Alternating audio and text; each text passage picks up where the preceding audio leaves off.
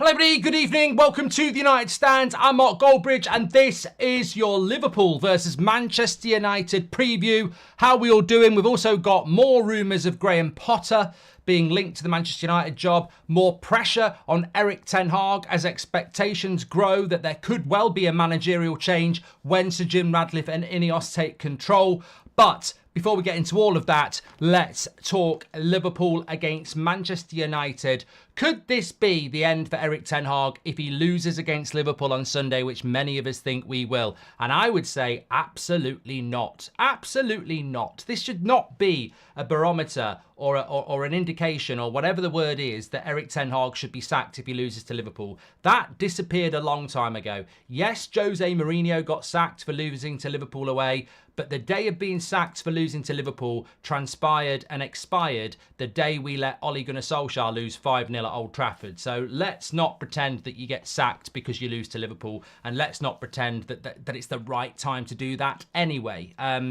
You've got to give him until at least the summer. I think you've certainly got to give him until the new year, because you look at the team that we've got there. It's a team that's going there to try and scam some sort of result. It's not a team that's going to be good enough, and that's dependent on Maguire and Shaw being fit, who, as I said this morning, both are being assessed tomorrow, but the chances of them both being available are very, very slim.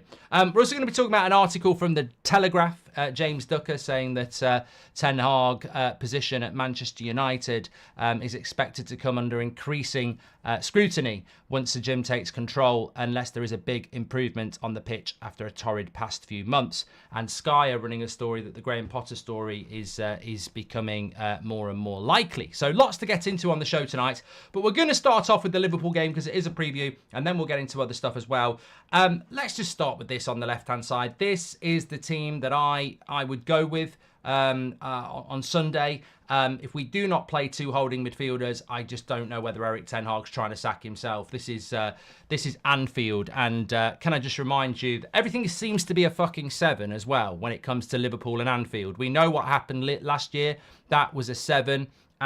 Their record this season is 007 at Anfield. 0 losses, 0 draws, 7 wins going into this game in the Premier League. They're in fantastic form, as we know. They are the top of the league at the moment. You couldn't contrast the situations of Liverpool and Manchester United more sharply if you tried. And I think that we have to go into this game as massive, massive underdogs. However, when I look at their injury list and I see no McAllister, no Matip and no Andy Robertson, how is that any different than no Martinez, no Casemiro and no Bruno Fernandes? I mean, obviously, I think those three hurt us more because they're down the spine, but McAllister, Robertson and Matip are still key players for Liverpool. Maybe not Matip, but certainly McAllister and Robertson. So they've got injury problems themselves. Fulham last week were winning at Anfield going into the last 10 minutes. They only beat Sheffield United 1-0. They were losing against Palace until AU got sent off. Let's not pretend Liverpool are in a fast-flowing, free-playing way. They are gettable if Manchester United set up the right way. I would give him till the end of next season. Now he's going to have to proper support above him, says Wayne Grant. I agree. And Ten Hag needs to stay, but a second thrashing by Liverpool will be the nail in the coffin, I fear, says Dante. I don't think it will. I don't think it will. And I'll say this before we get into the tactics of this game.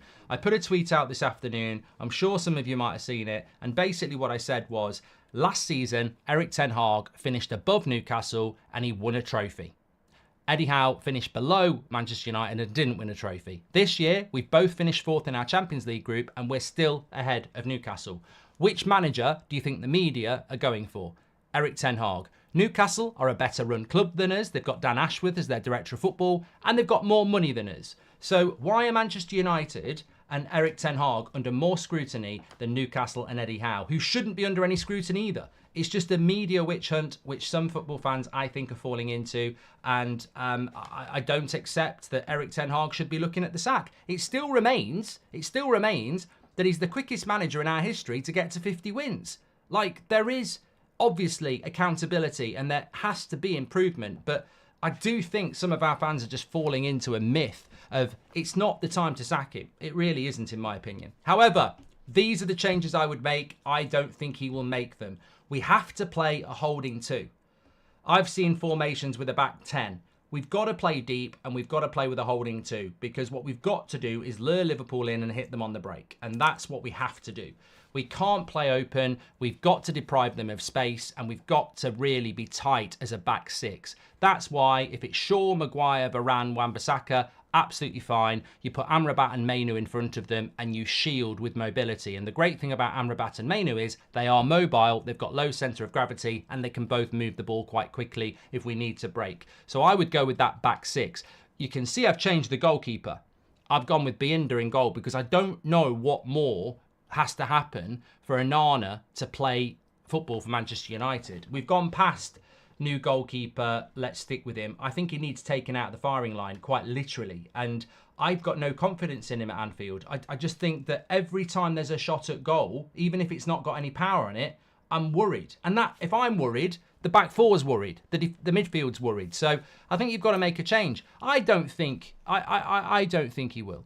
I don't think he will change it, but I'm not really that bothered if he doesn't change it, but I would change it because we're Manchester United, and when a player is not performing, there has to be accountability. I mean, I'm sitting here as somebody that doesn't want Ten Hag to be sacked, and I'm saying there has to be accountability for our bad start to the season.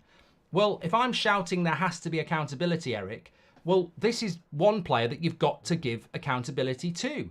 He cost us Champions League football. You can't just keep picking him because that goes beyond being Manchester United and that wanders into the world of stubbornness. If you want to keep your job, you've got to do things that make the fans think you're worthy of keeping your job. And dropping Onana and giving Binder a chance would be, I think, universally understood. Sticking with Onana and he makes a mistake at the weekend and everyone will be going, well, this is why he shouldn't be the manager. So I think he has to change the goalkeeper. I'm not sure he will, but I think he has to for the reasons I've just said. Into the midfield, Amrabat, Mainu and McTominay picks itself. Remember, we've got no Bruno Fernandes. Look, I'll say this right here. You might agree with me or not, you might not. I've always felt that if he was a player under Manchester City's Pep, he would be played in this position. It's way out there. It's weird. I get it. But if you're going to play two holding midfielders, I wouldn't mind someone like Pellistri. He's got a really low centre of gravity. He can carry the ball a bit like a Wish version of Pellistri or David Silva. He's that sort of player. And I thought to myself, what else could we do? You've got to play Mainu. You've got to play Amrabat. You're going to play McTominay. But is there an alternative? And I thought, well, there is if you want to be brave. You can't play Mount. He's not fit. You can't play Bruno. He's suspended. You could play Mabry. You could play Pellistri. He won't do it. He won't do it. But my problem with McTominay going back into that position is that all Scott McTominay is going to do is stand next to Rasmus Højlund. That's all he's going to do. Whereas a Pellistri or a Mabry are players that can get the ball, pass the ball, and create. McTominay's had 2 assists in his whole life. And I think one of those was in his back garden when he was 4. So I don't really get why you'd play McTominay as a 10 in an away game at Anfield where you want to break quickly. He's the player that, at Old Trafford is useful if you're going to have chances in and around the box. I don't think for 1 minute he won't play McTominay, but I did just want to throw that out there, that you could try something out there like that. But he won't.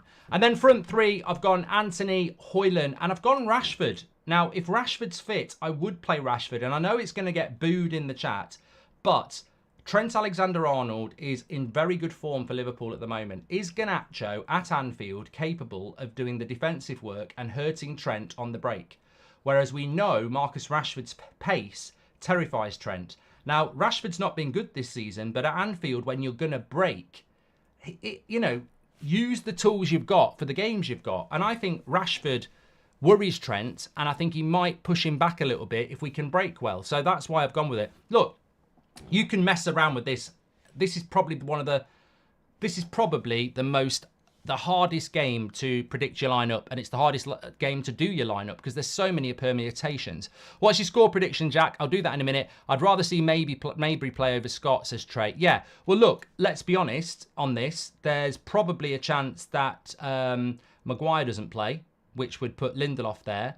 And there's probably a chance that Luke Shaw doesn't play, which I'd put Regwell on there. And suddenly that team's a lot weaker, isn't it? But that is why I think you've got to play Rashford if he's fit, because you need the pace on the break. But look, I look at that team going to Anfield, probably not behind the manager. I don't know. And I think the best result we can get is some sort of draw. But remember, Liverpool have lost none, drawn none, and won 7 in the Premier League at Anfield. We, away from home, have won 4, drawn none, and lost 3. So I don't even think a draw is even likely, considering they've not drawn at home and we've not drawn at all season. So I don't know that we can get that draw. But I think we've got to go into it with belief, because if we don't go into it with belief, then we'll get hammered. And I think there's a lot of United fans that are concerned that history is going to repeat itself. There's probably a lot of United fans who are, down drama class tonight, tomorrow and Saturday, preparing their angry reactions. Oh my God, it's 4! Ah! And I may well join them on Sunday, but I'm not going to prepare for it. If it happens, it happens. But I think there's some people seeing this as just an inevitable, that we're going to get beat 4 or 5 or 6. I don't think it's inevitable, and I don't think it should be inevitable. I think the players have got to get a backbone and understand that Sheffield United only conceded 1 to Liverpool. Fulham were beating them until the last 10 minutes. Crystal Palace were beating with them until they had a man sent off. This is not a game that we need to be cowards in. It's not a game that we need to be scared in. It's a game that you go and work hard and you maybe get beat 1-2-0. And if you get beat 1-2-0, some of you, I think, would take that right now. I personally think that if United go there with belief and organised and work hard and defend well, you never know what could happen. Michael Oliver's the referee. You never know what he's going to do when VAR's there. You might get away with a couple of red cards like Kovacic did against Arsenal. So, look, I think we've got to go there with belief, organisation and focus. And at some point, there's got to be a bounce back as well. I mean, I don't think the performance against Bayern Munich was terrible. I don't think it was very creative, but it wasn't terrible. And I think we've got to be looking there to not get beat. And that's, that's the mentality they've got to go with. You're playing top of the league, away from home. We're not in a great bit of form. You've got to go there with the attitude of we're not going to get beat. And you've got to dig in. And if you go 1-0 down, you've got to dig in and look for the opportunity to break. Because they're going to attack. They're going to attack. 100% they are going to attack. And we've got to be defensive and understand that we're not going to get hold of this game and attack them. All you little plastic fans who want Ten Hag out can do one, says Rob. It took Sir Alex Ferguson 5 years to build the beast he had. Stop demanding a rebuild if you can't endure one. Back the manager or support City, says Rob. Welcome to Members Club Vexto and welcome to Members Club Reese. Can I just say, Rob makes a very, very stirring point as well. Whether you want to if you want to sack Ten Hag, that's up to you. I don't, Rob doesn't. But if you want to sack Ten Hag, Rob is still right. You've got to say that at the end of the day, there is a real big issue here that if you sack Ten Hag, you're still going to have to be patient. We're all united here. Whether you want Ten Hag to be replaced or not, whether you stick with Ten Hag like I want to or not, it's going to take time. It's going to take time. There is no quick pill with this team. It's miles off. Staffy TV said you're on the payroll, Mark, says Danny. I've never heard of Staffy TV, and I don't know what you're on the payroll means. That does remind me, though. Fantastic interview this afternoon that Beth did when she was at Carrington for the press conference the other day. It's on the homepage, and it's with United's head of recruitment, youth recruitment. Really interesting site. Not head of youth recruitment. I've had an absolute complete and utter brain blank there. It's not head of youth recruitment. We've already done that. That was Nick Cox. It's an exclusive interview with Travis Binion, who is the head of player development and coaching for the youth setup at Manchester United. Some of you will have seen the video already. It's fascinating. And actually, for all the bad things that are going on at Manchester United, there is somebody within the club at a lower level who's doing a really good job. So check it out. I found it fascinating. On the payroll, yeah, if you think I'm on the payroll, then United are idiots paying me anything because, as you know, I've been Glazers out all the whole time I've been doing United Stand, and I'm very, very worried about some of the things I'm hearing coming out of Manchester United. So Yeah, certainly not.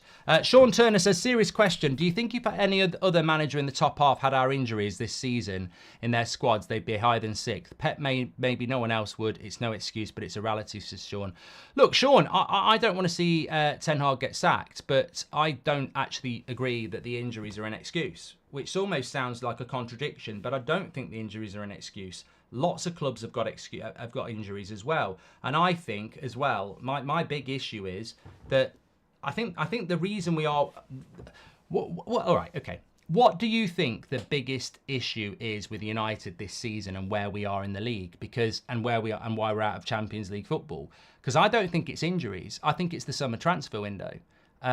We spent most of last season saying this is ridiculous, the amount of games we're having to play with the squad that we've got. And somehow we got third place and got a cup. And I said it was miraculous. And the reason I felt it was miraculous is because of what we did with with the amount of games that we played. I think the injury crisis that we have now was inevitable. When you look at the volume of games everybody played last year, it was inevitable. And also the Premier League have decided to extend games. They're adding 15, 20 minutes onto every game. So tired players from last year are being asked to play more. Injuries are happening to everybody. But from a United point of view, it goes back to the terrible transfer window we had. The 50 million on Onana should have been spent on an outfield player. We didn't need to do that. The Mount signing doesn't make any sense at the moment. The failure to get Kim Min-jae, the failure to get a midfielder in until Amrabat at the end of the transfer window. I think there was a lot of issues. I think a lot of these issues come down to a bad transfer window, really. It took Klopp as well 3+ years before they won anything. Can we just give one manager some time and our backing? It takes time. He is human, not Santa, says Sakin. Yeah, well, I agree with you on that one. Back to the game, though. What do I think is going to happen as a score prediction? I have been asked about that. You know what? If everything went well for United, I actually can see us getting something. I could see us getting a 0-0. I could even see us getting a 1-0 if Liverpool had a bad day. But realistically, I think 2-0 Liverpool is probably my score prediction. And look, that's not a good result. It's not a good result at all. It's a loss. But what I will say is that the 7-0 last year, we went into that in a very different mindset. If you remember what happened last year, we played Liverpool in the March. We were still technically in a title race. We were still close enough to Man City and Arsenal that we could have got into it. We went to Anfield and we fancied ourselves to win. Gary Neville was joking at Souness that we were going to win. I think we all expected to win. We expected us to get a good result, and we got absolutely tonked. And that's why there's a lot of memories, bad memories for that, because I think we went into it with quite a lot of belief and arrogance. And we're not going into this one with belief and arrogance, so hopefully it will swing the other way and we'll win 7-0. No, look, anything can happen, but I think logically Liverpool probably win it 2-0.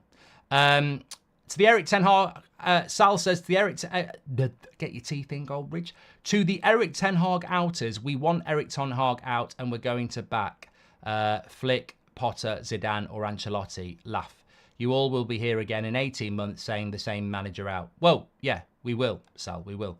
Man United can copy Man City, stealing talent from Barcelona. Mikel at Girona, best manager with style out there, and steal scouts, coaches, executives and staff.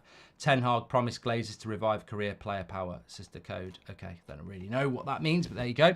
But look, yeah, there is a lot to talk about. As I said, I want to sort of get into that, of course. And look, the story this morning was that there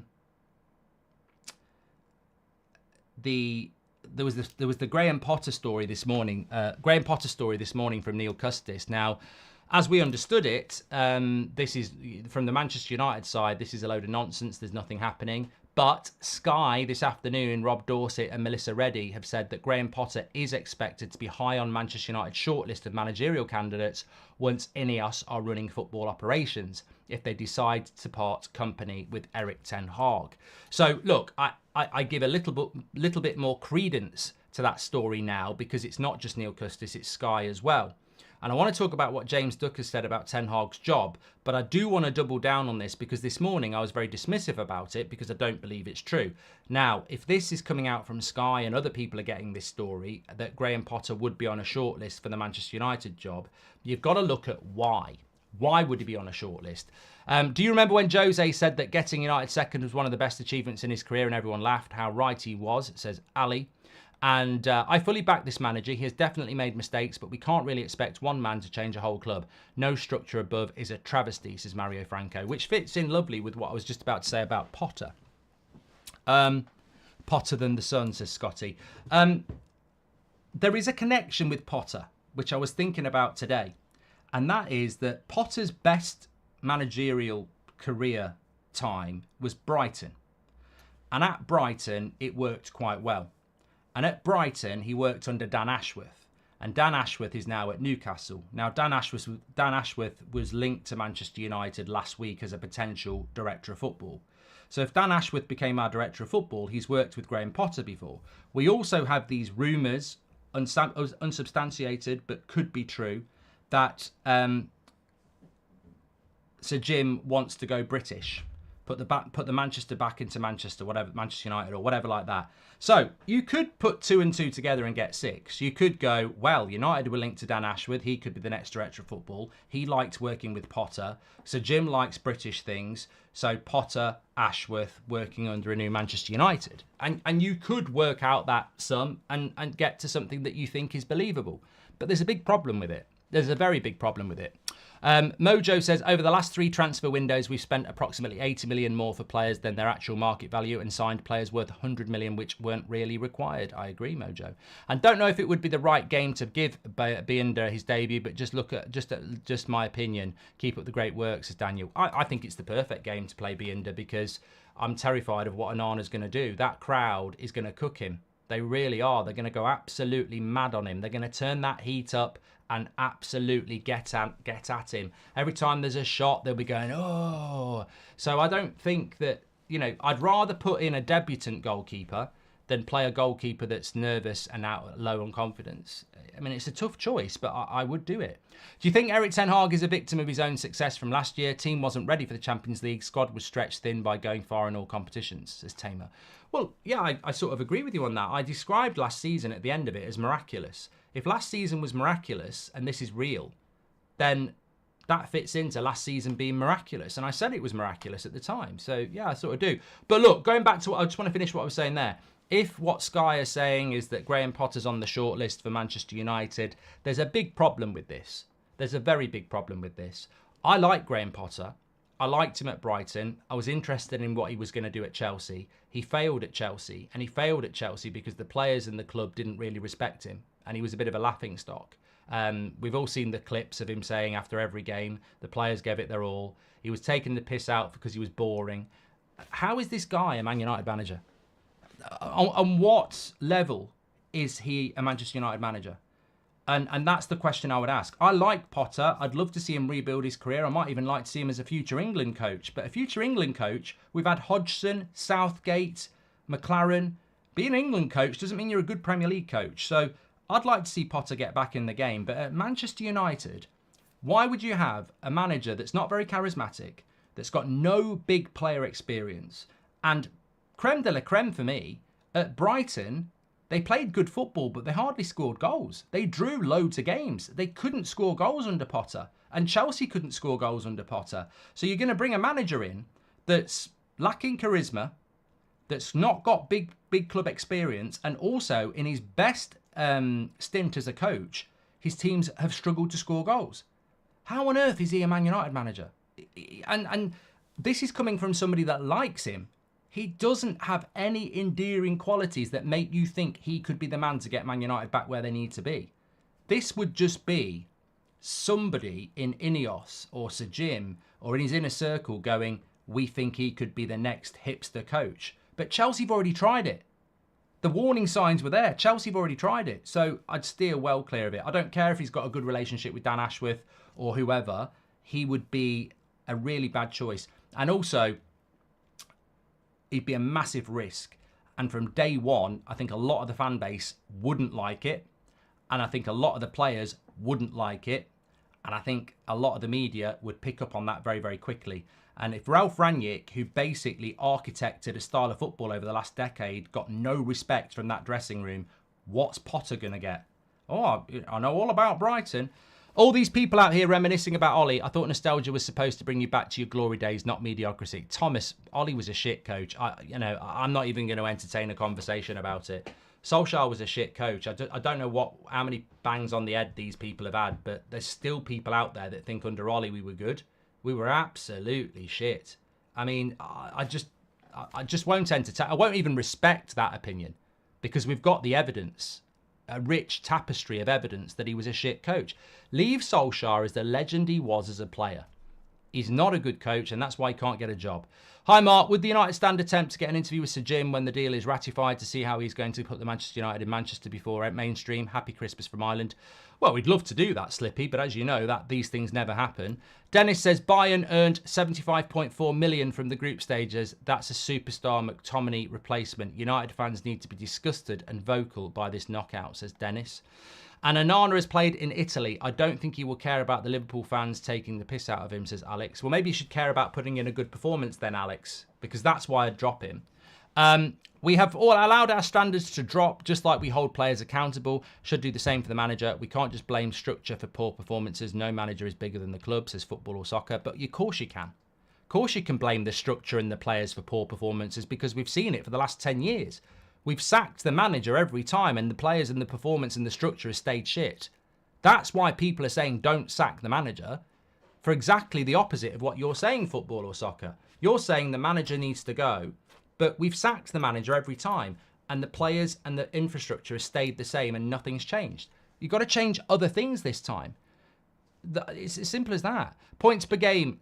If you can't, if you're in your kitchen and you can't find where the biscuits are, do you keep looking in the same cupboard or do you try the cupboards either side? We're just opening the same cupboard and looking inside for those biscuits and they're not there.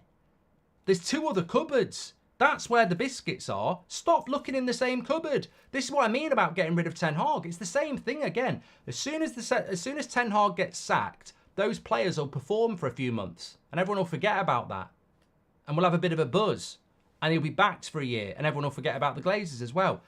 When a manager gets sacked, it's a get out of jail card for the playing squad and the Glazers because the Glazers spend a little bit of money on the new manager and the players play for the new manager. And then 18 months later, we're back where we are now. That's why I don't want Ten Hag to get sacked because I've seen what happens. The manager gets sacked, the players start playing, the Glazers give a bit of money and everyone goes, yeah, it was the manager's fault for 18 months. And then 18 months later, it goes wrong and we go, yeah, it wasn't the manager's fault, was it? The evidence is there. Points per game, Ten Hag has 1.69 in his worst season at United. Brighton Potter had an average of 1.29. He's not the man. He drew a lot of games, Green.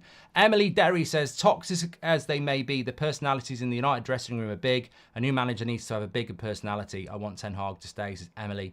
No more Chelsea hand-me-downs. Got Mount and look how great that's been. Anyone who's Eric Ten Hag out needs therapy. This situation will never change, says Sumi. And after Sir Alex Ferguson, we knew a rebuild was needed. It's been 10 years and the rebuild has never started. If we sack him, we're back at square one. We need to wake up, says Adti. And if Potter is our manager, says Victor, I swear I would walk out of this club. Ten Hag is the right man for this job. He's made questionable decisions, but going with Potter is going backwards, says Victor. I don't, you know what my feeling is. I said it this morning. I don't think we're in for Potter. I think this is a classic spin. Classic spin. I don't know whether Neil Ashton still works at United or whatever, but this to me is classic PR spin.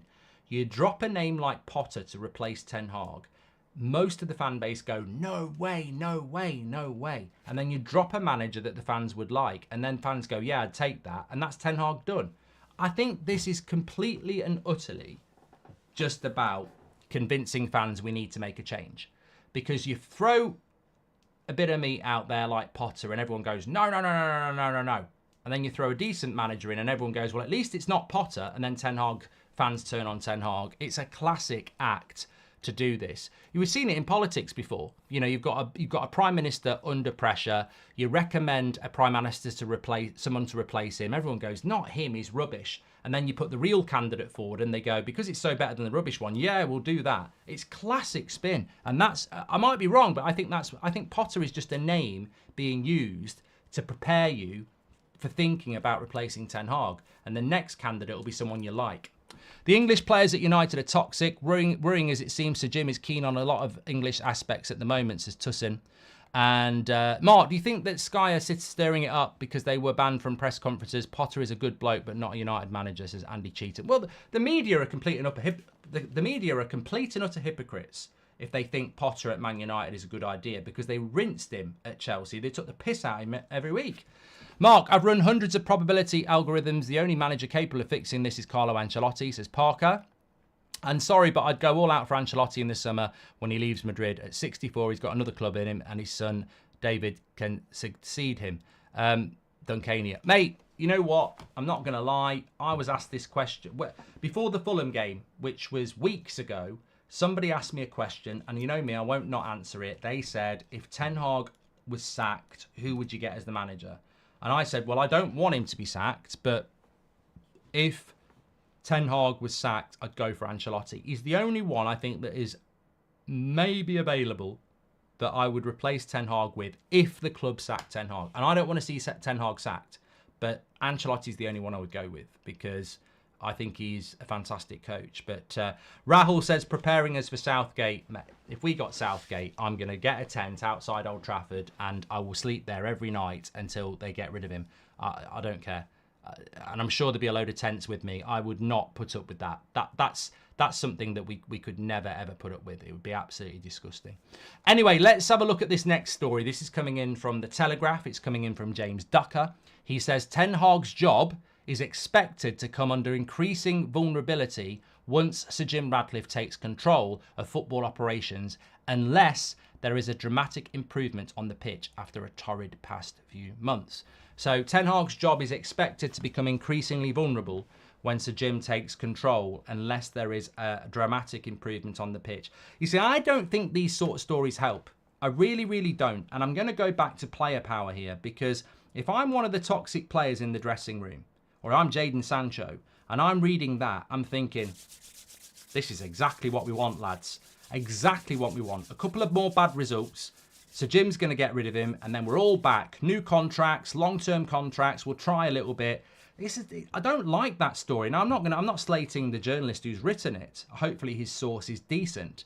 But I don't like that story because that feeds into the real problem.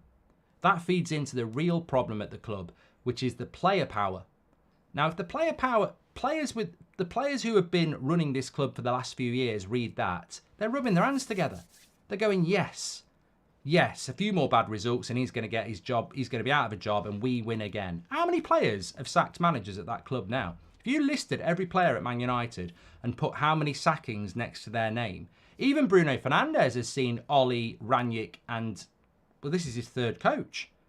So, you know, it's absolutely not the right sort of thing to hear, because we worry about player power. We worry about players downing tools. And if they're reading stuff like that, I personally think if I was Ineos and I was Sir Jim Ratcliffe, I'd be working on a PR piece to say that you back the manager. That there is not going to be a manager change anytime in the next 6 months, because that, to me, reads that Ten Hag could be losing his job at any time over the next month. And that's not good. That's not good for anybody. What Manchester United need to do, and what Sir Jim Ratcliffe needs to do, is actually, lead from the front here. The majority of the fans want Ten Hag to be given time, and they want the players and the structure around him to change. That's the most obvious thing to do. So, we need that leadership, in my opinion. Gems has gifted a membership. We need a director of football. Forget Sir Alex. We haven't been the same since David Gill isn't. Look at our board. We are run by bankers and glazers, says Ben. And Ten Hag has to go. Ollie in, steady the ship, says Ebold. Can we block people who do super chats? I'd like to, but I think it'd be a bit rude. Well, actually, you know what? Somebody just mentioned Graham Souness. Graham Souness was on Talk Sport. I read the article today, and he basically, this is true. I read the article. So basically, can we do an Eric Ten Hag poll? Yes, we can. But just while I'm doing that,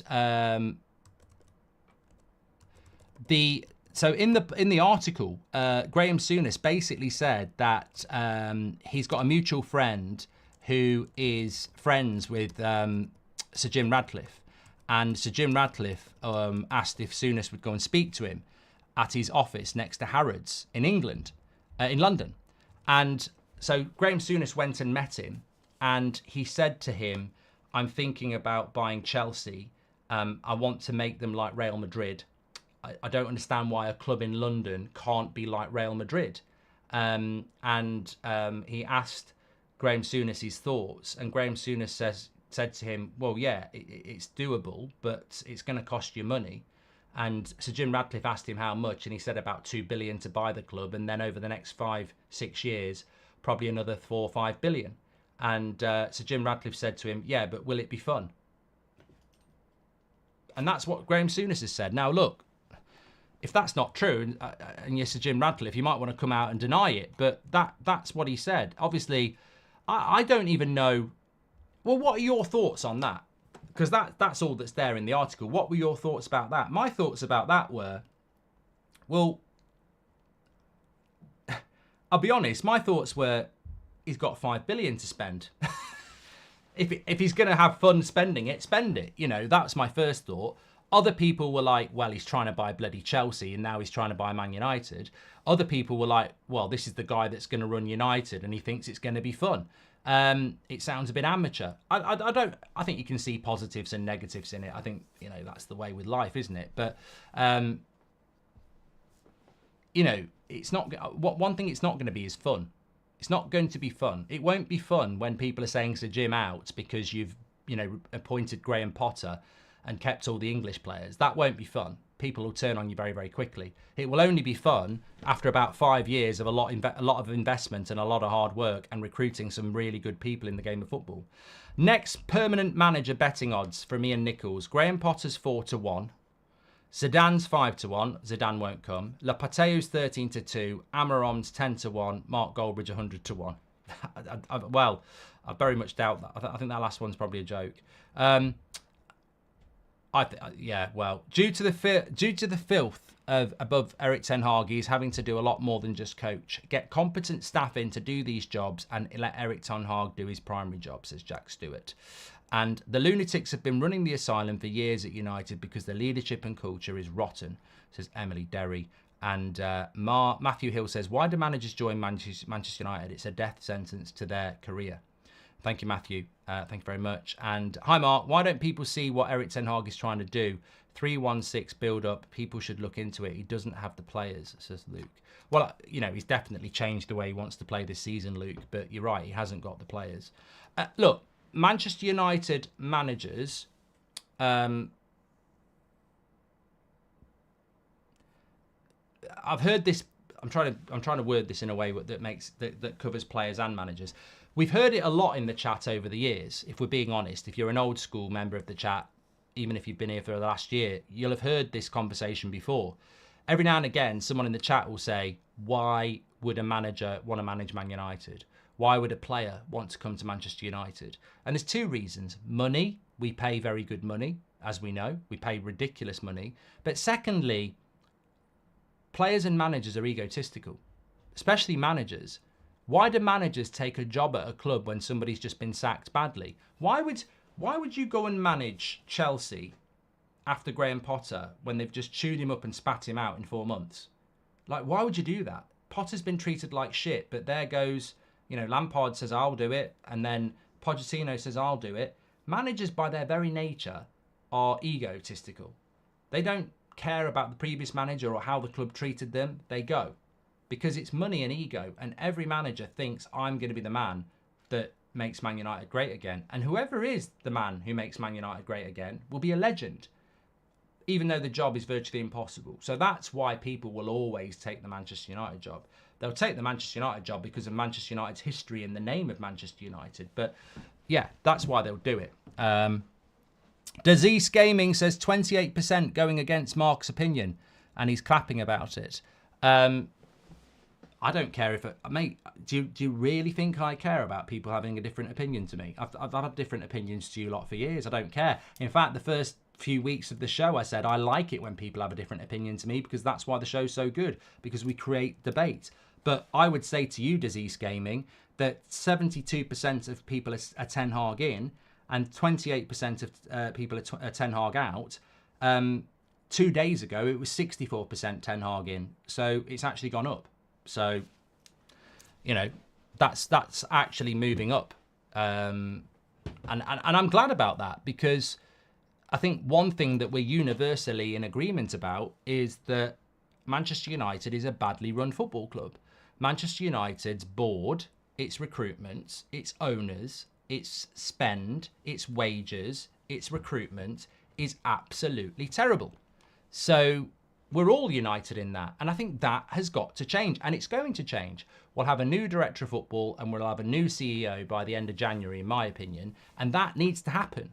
And once that happens, that is why I would give Ten Hag time.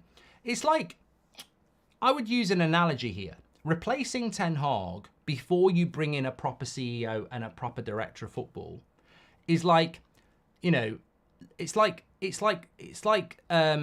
Napoli getting rid of Osimhen, but then within the next couple of weeks bringing in De Bruyne and Salah. You know, Osimhen's about to get the service, but you get rid of him before you get De Bruyne and Salah in. And I feel that getting rid of Ten Hag before we bring in the CEO and the director of football is stupid. At least give him some time with a proper director of football and a proper CEO and a proper infrastructure. The worst thing that would happen is if they sack Ten Hag, they bring a manager in, and that new manager works with the new director of football and the CEO. Because I and many other people will say, well, you've not proved yourself right. You're giving the manager something that Ten Hag, Mourinho, Ollie, Van Gaal, Rangnick never had. Why didn't you save yourself? And it's going to cost money as well. It's going to cost £20 million to get rid of Ten Hag. That 20 million, before you even spend money on the new manager, like, we've got no money. So, to me, I want to see Ten Hag working under Blanc and Mitchell for at least the next 6 months. And then we'll see what happens. AK says, why are you dropping Garnacho for the Anfield game? It's purely tactical. I don't know whether he'll do it. I don't even know if Rashford will be available. I just think against Trent Alexander-Arnold, that pace of Rashford, if we break well, is going to hurt him. Whereas Garnacho isn't as quick. And that's simply what it's about. I just think if you've got that ball to the left-hand side, they're going to be camped on the edge of our box. A little bit of pace on the break might be quite useful. It's purely tactical. I mean, this game against Liverpool, we're not building anything. Like, Bruno will come back for the West Ham game. So, you know what? I'm not thinking about the next 5 games. I'm literally thinking about this as a cup final. With the tools that I've got, how do I cause Liverpool problems? That's why I said I would even think about playing Pellistri as a number 10. Because at least he's got that, you know, central gravity to, you know, win free kicks, dribble with the ball, pass the ball, which McTominay ain't going to do that, is he? The media are running with this story now. They are plotting to use media power to sack Ten Hag, says Green Zone. And hi, Mark, hope you're well. Can I just say this? I will say this. Somebody said it earlier and I should have picked up on it. I don't trust the media. I don't trust the media. The media don't like us anyway because we get way more views than them and we get way more interaction than them. We reach a bigger audience than them. That's not our fault. Maybe you should do your job better. But the media do not like Ten Hag. So when I read a story that Ten Hag is going to get sacked by Neil Custis, who's been a Man United correspondent for decades, and Sky Sports News, who had their correspondent banned, I see the wood in the trees. I see a media that doesn't like the fact that their colleagues or workmates got banned last week. And there was always going to be a kickback on this. So see it for what it is. The media are not going to be kind to Ten Hag when he's had their colleagues banned from press conferences. It's the old boys club, and there's only, you know, in football we talk about Man United and jobs for the boys. In the media, that's the way it works. You know, that's the way journalism works. They're all in the same club and they all look after each other. So I'm not even being critical of it. That's just the way it works. So, you know, they've all got relationships with each other. They've all got relationships with people. So yeah, they'll be out for Ten Hag. But we knew they were out for Ten Hag even before he banned people. Hi, Mark. Hope you're well. Any news on Ahmad for Sunday? And I'm Ten Hag in all the way to get rid of these waste of spaces, says Dylan. Not heard anything about Ahmad. I would be very surprised if we would be throwing Ahmad into a game like this. I'm just thinking about our next few games, actually. We've got... What are our next few games? Glazers, they're sat in Miami, earning billions in passion income. Glazers made every Wall Street banker dream, buy on debt, making billions. Any billionaire loves buying on debt, mate, says Tattle. Ten Hag paying for these media bans this week, says James Clough. And Darren Taylor, thank you very much for your super chat. He says, hi, Mark. Thank you for the great show on Monday night. We need to stick with Ten Hag. People forget how long it took Sir Alex before he became the GOAT. The ownership is the biggest problem at the club, says Darren. Look, I guarantee whoever the manager of Manchester United is, there will be some improvement when we've got a proper CEO and a proper director of football, because we've not had that for the last 10 years. So I'm absolutely convinced that we're going to see that improvement. And I think it should happen with Erik ten Hag. Just talking about the Monday night show, by the way, it's being edited. We filmed it. There was a bit of a problem with the audio, but it's been fixed. So that's going to go up. I mean, it's a 2-hour show, so we might put it up in 2 parts, but that's going to go up on the members section probably tomorrow or early next week. But we'll let you know about that. But if you are a member, you'll get to see that show. Obviously, it's going to go up before next week because it's Christmas themed. It won't work afterwards, but check it out.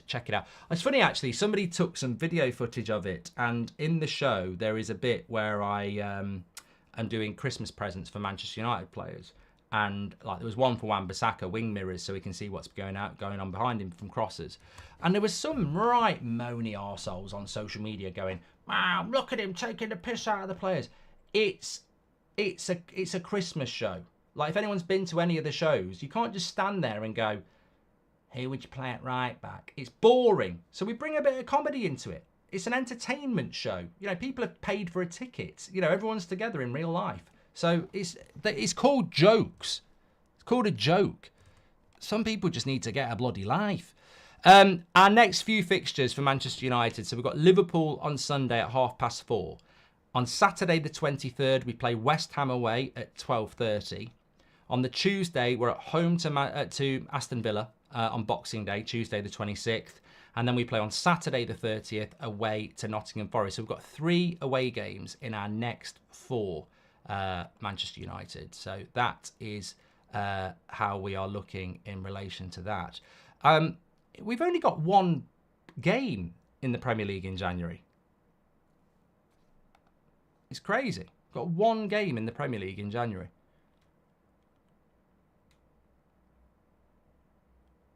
And then in February, we've got 5.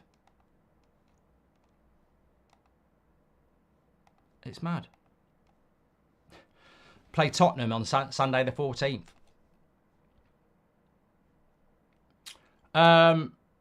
Yep, 72% of Ten Hag in and 27%, 73% of Ten Hag in, 28%. It's around that anyway, keeps changing.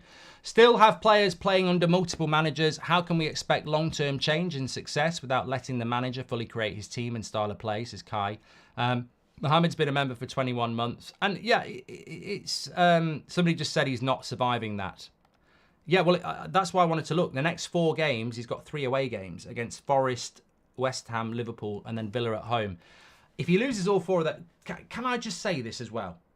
It's very important to say this, that every manager of Manchester United or Liverpool or Arsenal has to be sackable. I can sit here and say Ten Hag should not be sacked. He can sack himself. Like, if he lost his next 4 games, you know, it wouldn't be looking good, would it? But if he loses his next 4 games, we also need to open our eyes to this. He could lose his next 4 games because the players want him gone. It's what they did to Mourinho. It's what they did to Ollie. So I would just keep your eyes wide open.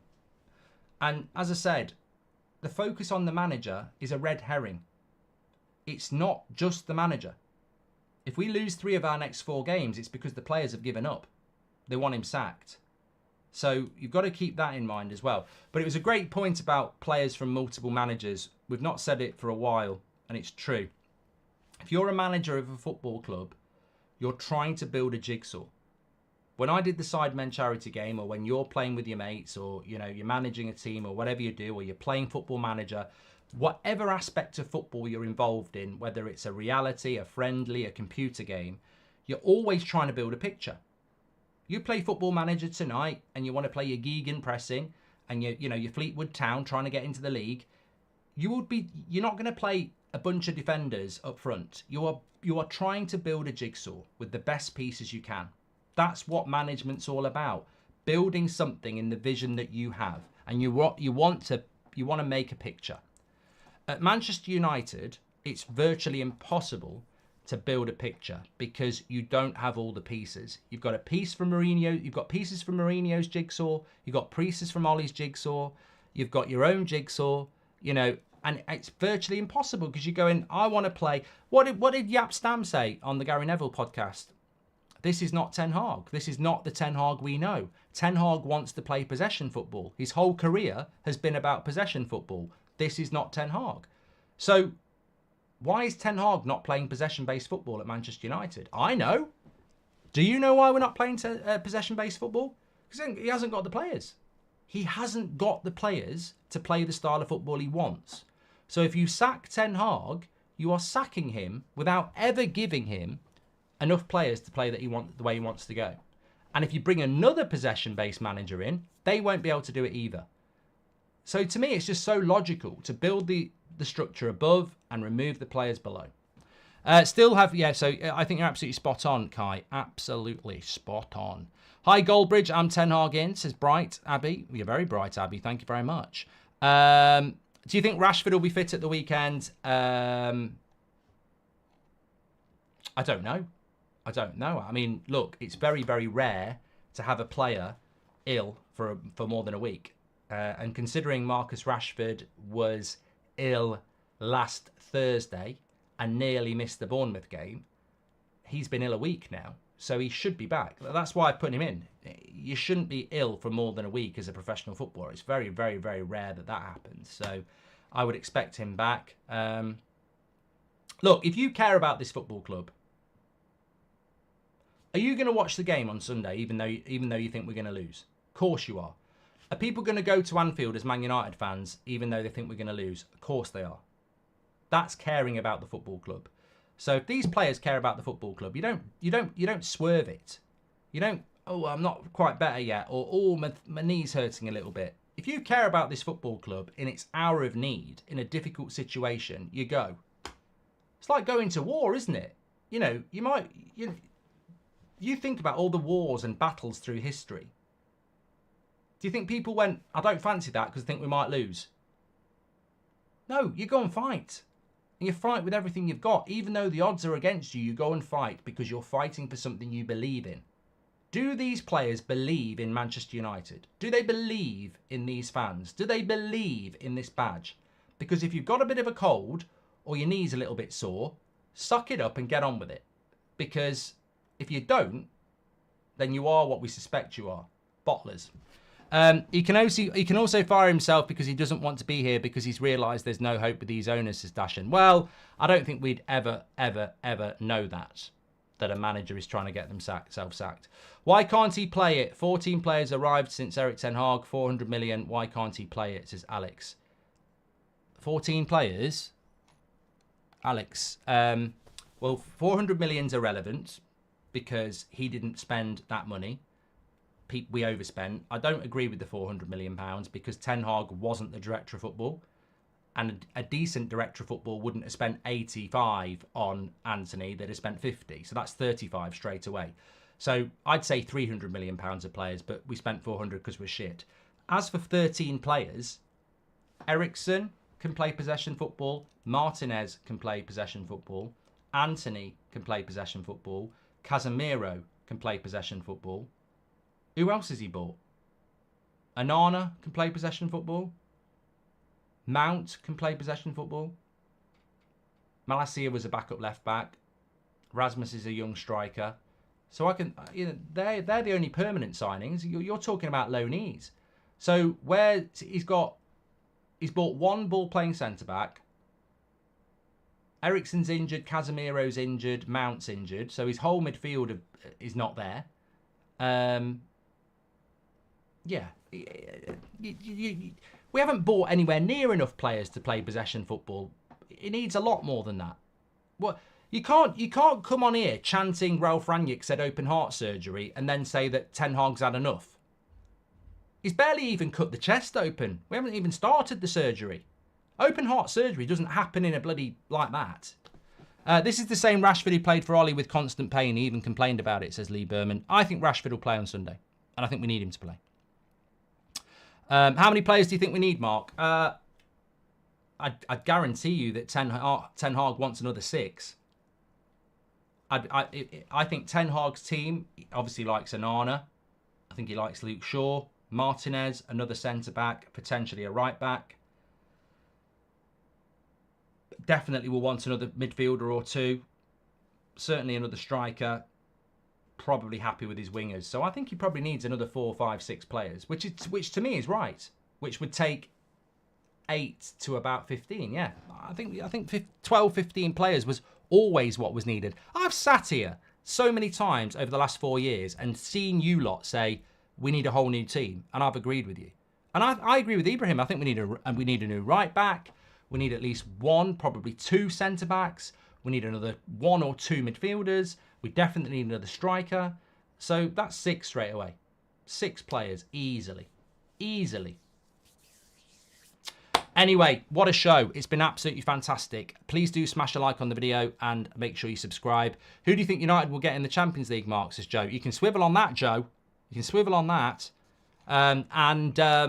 Yeah, don't forget to give that interview a watch that Beth did this afternoon. You'll be very impressed with it. If you're an intellectual Manchester United fan and you care about the club, go and watch the interview because it really gives you an insight into what's going on in the youth, which is another area we massively need to bring more players through from. So give it a listen to because there's some good young players coming through and we need to create that pathway. Don't forget, we will have the Christmas show going up soon on the members section as well. Thank you to the members. And if you want to get your Christmas jumpers, something like this, you've still got time. You've still got time. I'll speak to you all in a bit. Take care.